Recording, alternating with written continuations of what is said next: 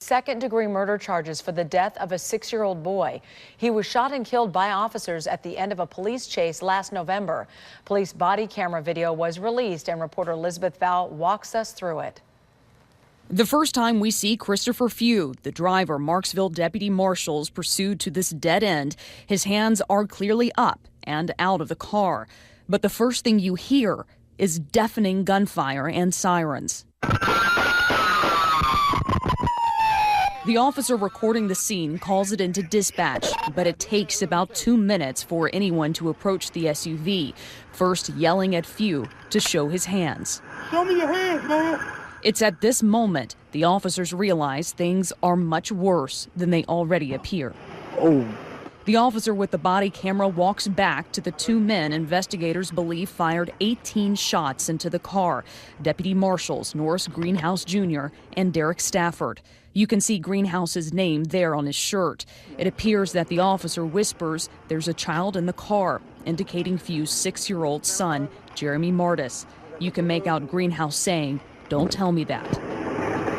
No, I'm telling you that, bro. It's also at this point that others arrive on scene. I heard the shots. And someone asks if the driver is armed. They got any weapons on them? I have no idea. Whenever I pulled on the side. Investigators would later confirm that Few was not armed, despite conflicting early reports. According to investigators, Officer Stafford fired 14 of the 18 shots. Right here, you can hear him ask if the driver is hit, before saying he did not know Few's son was there. Is he hit at all? Who? The driver. Yeah. I never saw a kid in the car, man. Yeah, he's the kid is.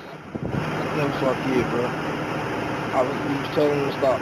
Around 7 minutes in, the video shows the most disturbing part of this case.